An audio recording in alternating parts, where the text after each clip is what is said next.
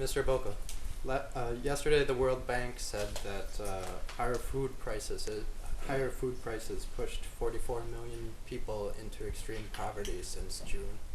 After the events in Egypt, how do you see the issue of higher food prices and political unrest evolving? Well, that's a broad question. First of all, that higher food prices are affecting the consumer in general.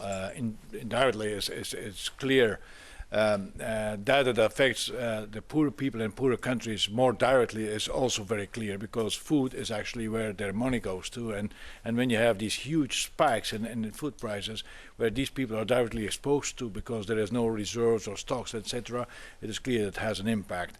There's many reasons why this volatility in raw material prices. There is an underlying trend which is linked with demand going up, which is linked with the developing world developing, which is a good thing.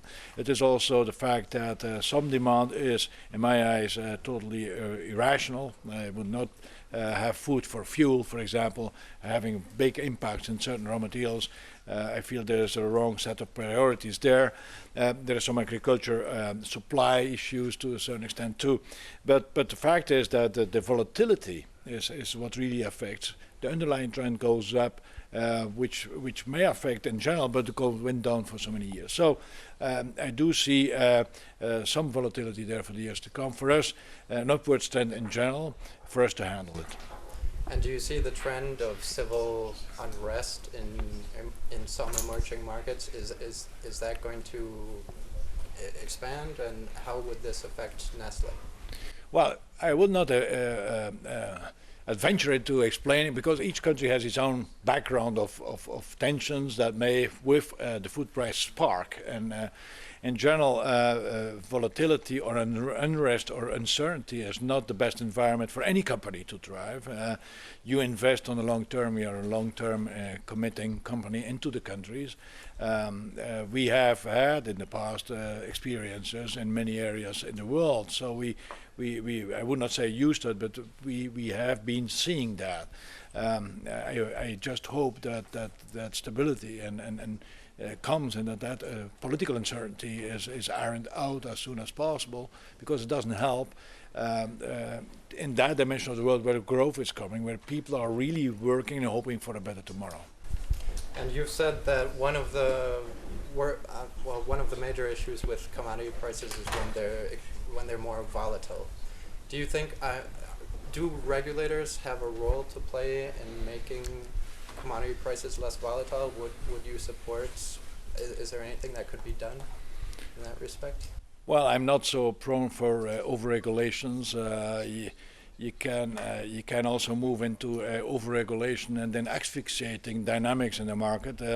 I don't think that the volatility is so much linked with what they want to regulate in general. There is an underlying perception that demand is overpowering supply, and then the nervousness may come in a little bit with some dimensions that they want to regulate. But I think an open trade is the best regulator that has been and will be in the world, and that's a little bit the play they're going to have to play, more than trying to over-regulate certain prices. I do believe that some increased raw material prices is not a bad thing, especially in agriculture, to motivate to motivate people to think in agricultural terms in the right dimension. I think it has been under prioritized in the past, and that's something that should help them. Mm-hmm. But should it become more difficult to speculate in food commodities?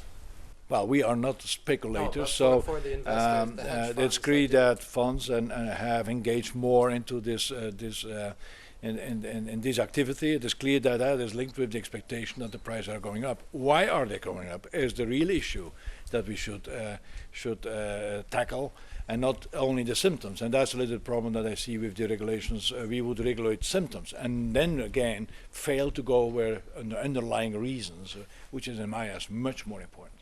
Mm-hmm. And besides Kraft's pizza unit, Nestle hasn't made any major acquisitions since receiving the $28 billion for its Alcon stake. What can we read in from this? I wouldn't read too much into that. It's a matter of opportunities, and it's not a matter of we don't want to. It's a matter of believing in also growing what we have, organic growth, and yes, indeed, pizza was an interesting deal. We're getting sometimes also a little bit out of proportions. This was a big deal, and we have done some others like Wagon Train and for pet food in the United States and Vitaflow and many others like in Ukraine, etc. and so on. So it adds all up to quite an interesting and important acquisition strategy in general, if you want. So it's a combination. Our growth is coming from combining all the drivers that we have. Mm-hmm.